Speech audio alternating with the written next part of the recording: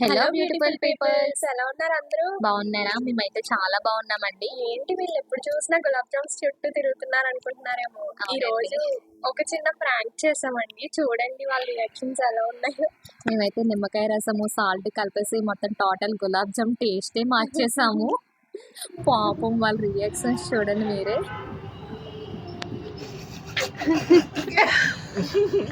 ఏమైంది?